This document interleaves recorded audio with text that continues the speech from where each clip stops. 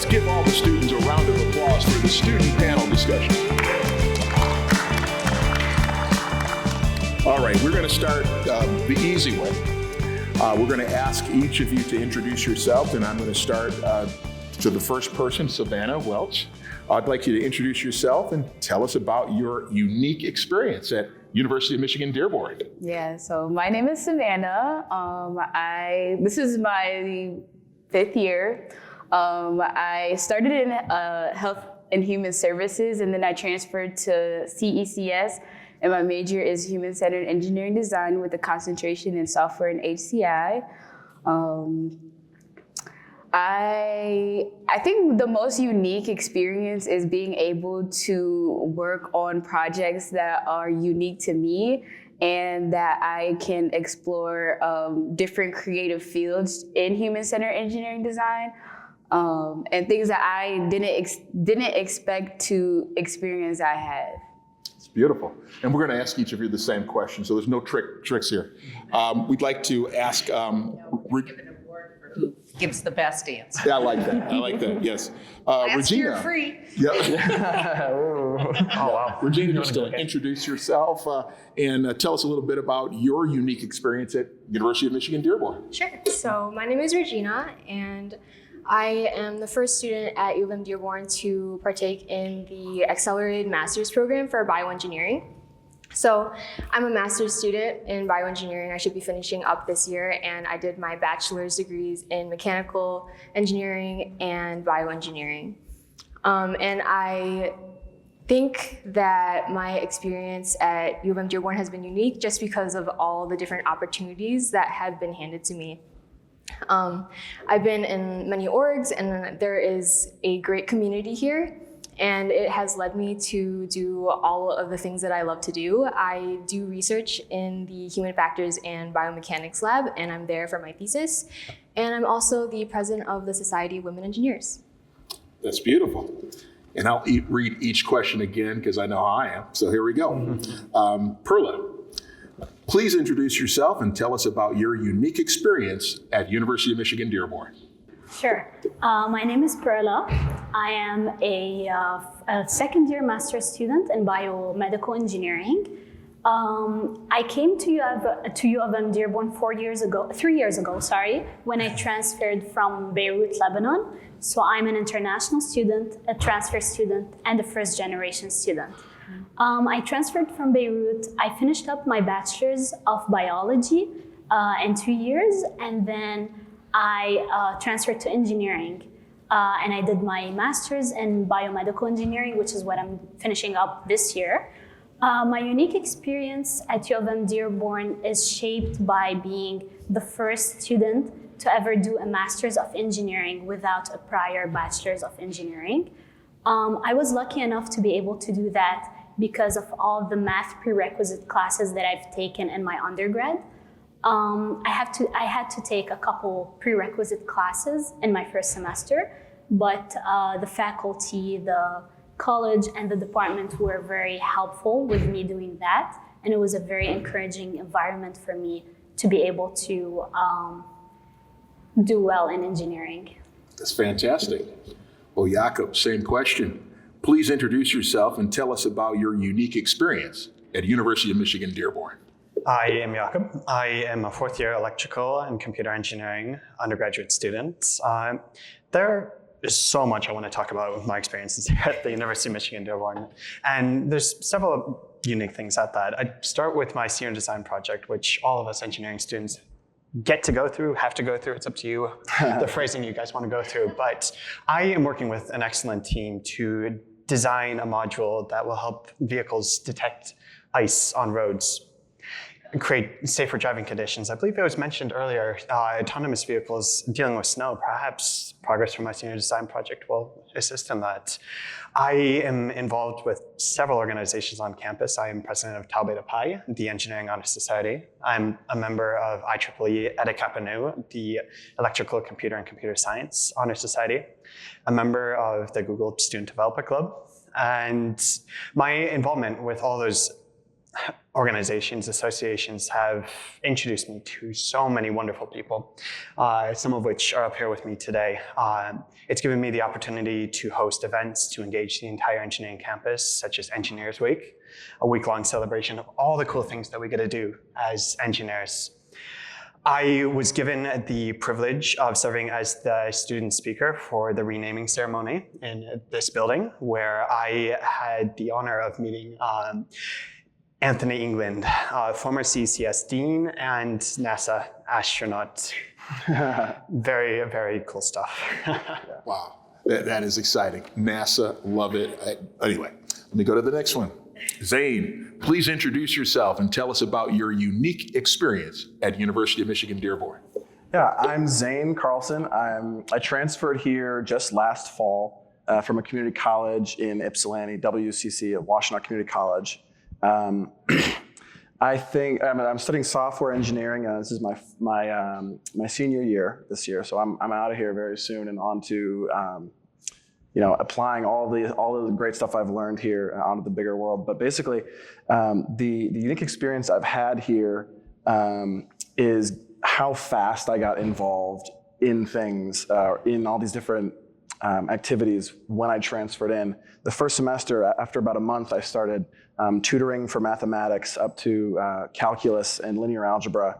And then after that, I was a teacher's assistant for a computer science course. And then now I find myself elected president for the Intelligent Systems Club, where we build a autonomous go-kart.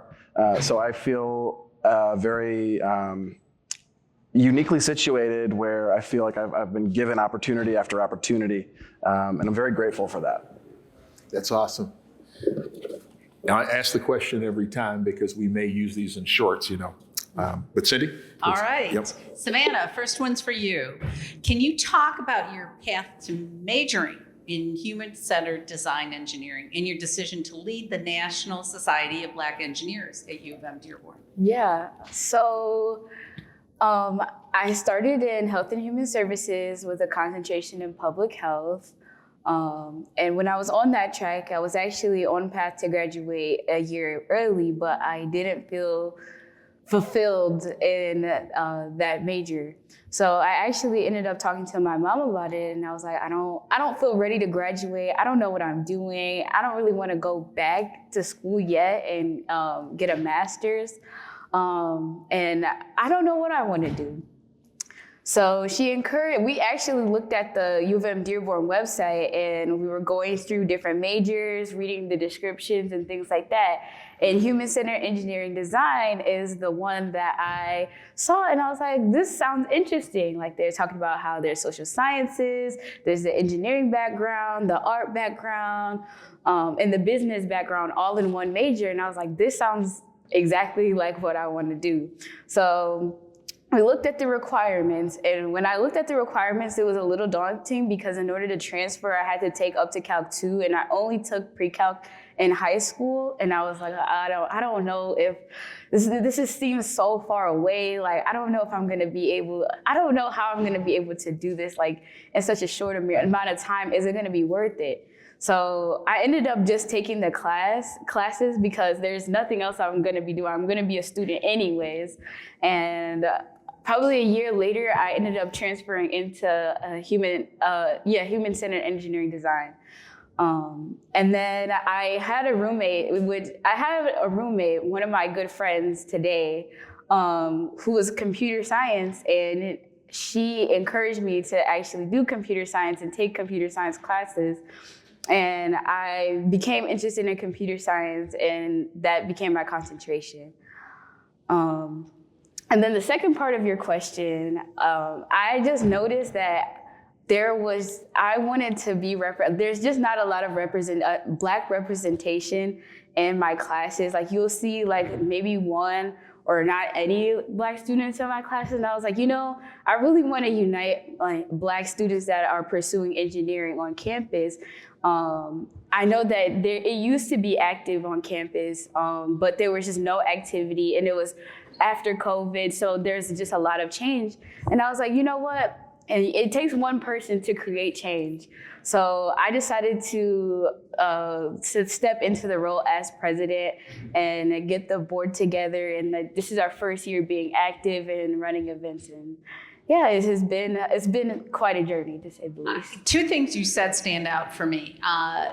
One was right now, that's a common experience. We have just completed this event at Michigan State, and there was a young man who did exactly what you did. The engineering society was, and he stepped in and he looked around for other people, and they're rebuilding, and it was all after the pandemic. And it's people like him and like you who are saying, no, things don't have to be that new. We can grab a little from the past and build toward the future. So thank you for stepping in. Yes. And the other thing that I'm going to carry over from the same event was there was another young engineering student who said that she was daunted a little bit by the math requirements for engineering, but it was something she really wanted to do. And rather than being afraid, she decided she was going to do it anyway. That in her end role as an engineer, math may not be that important, but to get past it, to be able to do what she wanted, it was worth the effort and worth the time. So thank you for doing both of those things, because you're going to be someone who's really valuable to society in the end. Yeah. Perla, talk about the Michigan Aeronautical Science Association student-led teams, how they function, and how the teams develop student success. Sure. I have the pleasure of serving as this year's communications lead at the Michigan Aeronautical Science Association, or MASA Dearborn. MASA is a competitive student team here on campus. What we do is we build a rocket and we fly it at the world's biggest rocketry competition. Usually it takes place in New Mexico. This year, I'm guessing they're changing the location, but it's still going to be here in the US. And last year, they had over 150 different teams representing different countries and universities. What's really special about MASA is the way it fosters and the way it encourages students to not only grow as engineering students and teach them all the engineering technical skill set, but it also focuses a lot on soft skills, which is what got me into a lot of places that I am now. I joined MASA before I was even an engineer. I got to learn a lot by practicing and doing hands-on engineering application. I participated in the competition. I got to build rockets, both the competitive big rocket and model kits that are like only individual rockets. And I learned a lot to the point where I set a foot down and I said, okay, I want to do engineering for the rest of my life. And this is what got me into pursuing a master's of engineering instead. So MASA is divided into multiple sub-teams. We have electrical sub-team with hardware and software. We have mechanical. They also build the rocket. They work around the aeronautical and the airframe of the rocket. They do all the calculation, how much the rocket will weigh, calculate all the acceleration and everything about the flight and the recovery.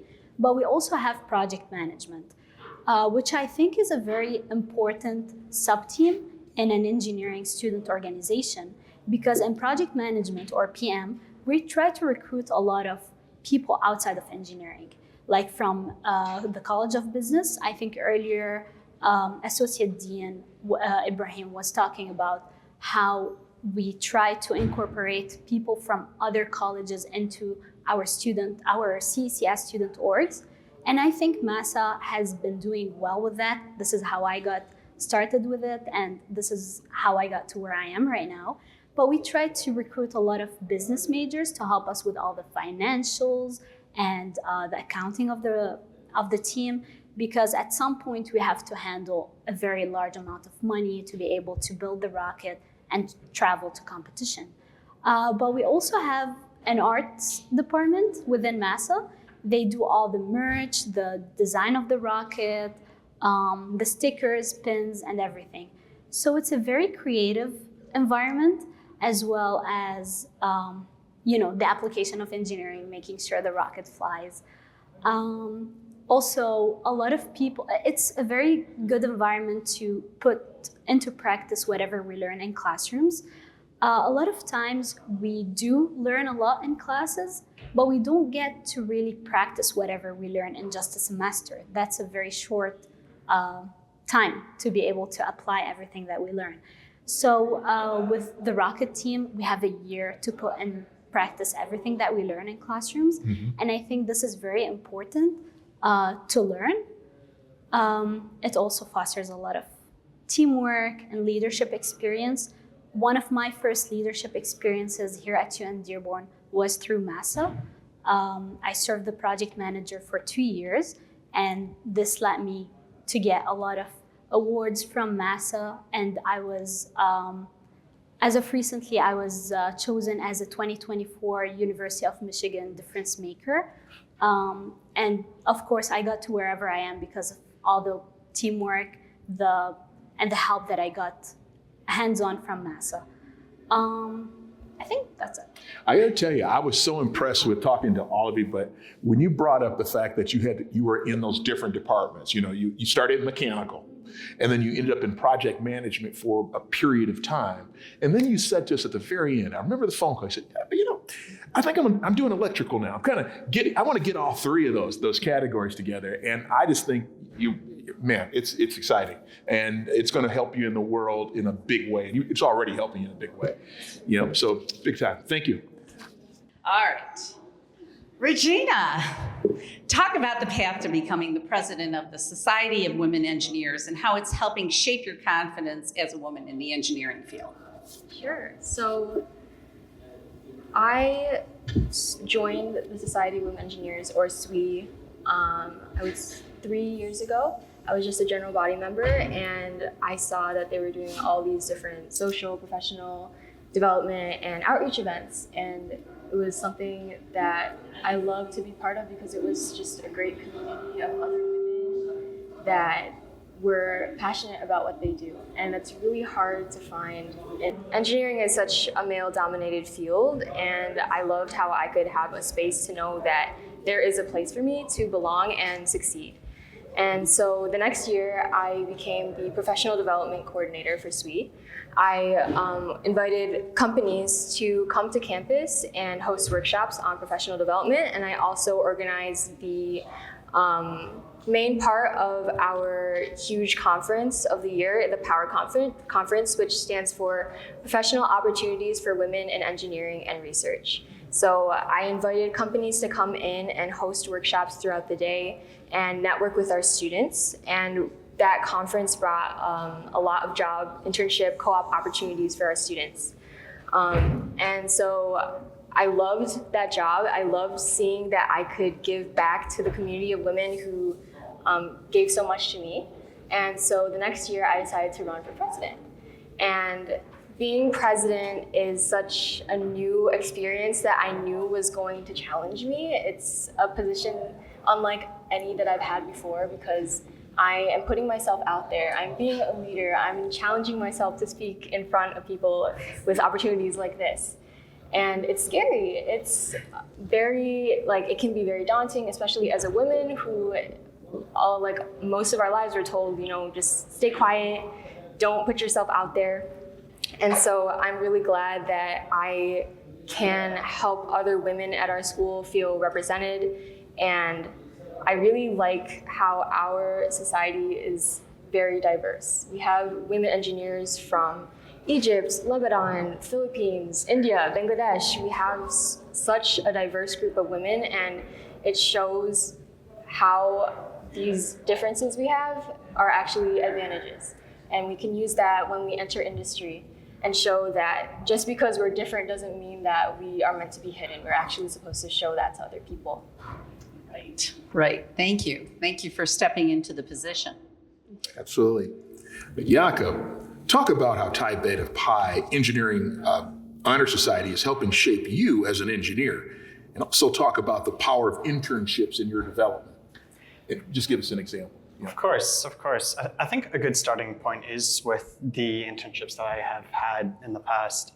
I started my engineering journey right after my graduation from high school, where I worked for a company called TÜV, which gave me the opportunity to work with major automotive OEMs, testing vehicles to make sure that they conform to the quality standards that a customer would expect. Example, if you purchase a truck for 70 grand, you want to make sure that it's going to last you some time. I continued my journey with TÜV in 2 summers ago when I started a position as an electromagnetic compatibility intern, where I was shown just how much work goes into the development and testing of all of the cool electronic control modules, electronics in general, that we are trying to put into modern vehicles. I had the opportunity to work with teams to test battery packs for vehicles, steering columns, power distribution boxes, stuff of that nature. And my experience with TÜV put me in a fantastic position to step into another internship in the field of EMC, electromagnetic compatibility, with Ford Motor Company. Last summer, I had the privilege to work with Ford down in Sunrise, Florida, to test a handful of electronic control modules that are going into modern day vehicles, such as driver support systems, infotainment, stuff of that nature. And where that connects into Talbot Pi is my most recent internship took me to Florida. Not only is that a massive step in my engineering career, it's a massive step in my personal life. It's my first time truly living on my own, completely out of state. And it takes confidence to do something like that, to take that step, not only in the personal life, but also in the professional life. I joined Talbot Pi on April 8th, 2023. And in my year and a half, it has completely changed who I was. Ask me a year and a half ago where I see myself, I probably wouldn't have said up here, speaking in front of all of you. It's given me the confidence to do that, to take on leadership positions, and to accept opportunities when given opportunities. And as president of Talbot Pi, it's my goal to make sure that all of my members, all of my officers see that being part of this association, of this organization, it's a wonderful opportunity to meet other people who have found success, who have had that experience with internships, with research, with teaching. And when you're given a unique experience, opportunity, say yes, go for it, make the most of it. It's huge. When we talked about this, we did our conversation on the phone, I was impressed with a lot of things about that and the prerequisites to get in as well. There's a particular project you have to do as well, and it's the top one in junior and the top what in senior. Just talk about that. Yeah. So I guess we'll start with an overview of Talbot Pi. It's an engineering honor society, and it's the only one to represent the entire engineering profession. We have Pi Tau Sigma, which represents the mechanical engineers. We have Eta Kappa Nu, which I mentioned earlier, for us electrical engineers. There's UPE for software computer science. But Talbot Pi brings everyone together, and it's the top engineering students in universities across the United States.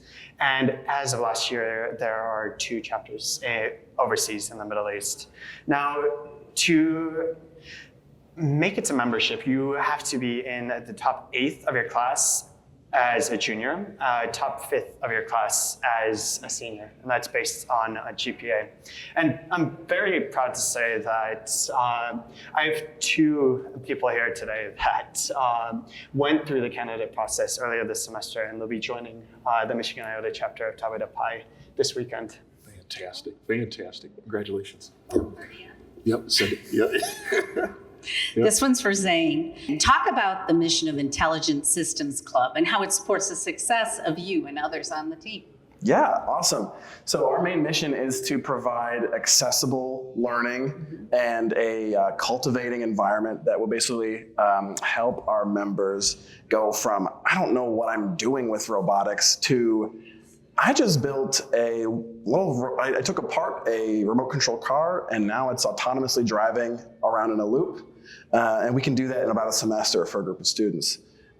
We have a lot of connections with alumni, with a lot of big companies like Toyota, Ford, Yazaki. That's just to scratch the surface of some of the companies we have alumni connections with. But that being said, we have a lot of support, we have a lot of mentors, we have a lot of opportunity that can give you really great industry experience. So what we do is our main project is an autonomous go-kart, and we have 3 main teams, similar to NASA. We have a mechanical engineering team, we have an electrical engineering team. I actually have a mechanical, or our electrical engineering lead is with us today, as well as our software engineering lead. And then we have our chief engineer for the project, who was previously mentioned, not by name, Derek Servin, who was the research student for the autonomous blimp in the previous panel. So we've got a lot of really dedicated students, and we've got a lot of great opportunity. We actually go to this event that's hosted by Purdue, where we race these autonomous go-karts against each other in a time trial race. I would say that all this experience is really the only reason I have an upcoming internship this summer, because the opportunities that it's created for me has given me the confidence to talk about what I know, but also the confidence to connect with people and ask questions when I am confused about something. So when I lack knowledge, I'm surrounded by people who I know can make up for that. And I've heard you make a mistake and you move on. You learn from the mistake and you move on. So There's a lot of mistakes. there's a lot. If you're not making mistakes, you're not trying hard enough, right? That's right. All right. Well, we want to thank all the students here today. We hope we made you comfortable to ask these questions and that. So again, thank you. Let's give everybody a round of applause. Thank you very much for coming out.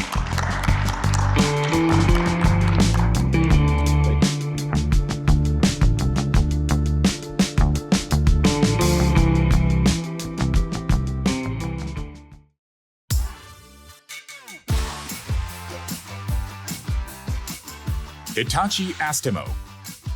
We are pioneering a new future for mobility around the world. Advanced, sustainable technologies for mobility. With our world-leading advanced technologies, we're creating a happier, greener planet. Empowering mobility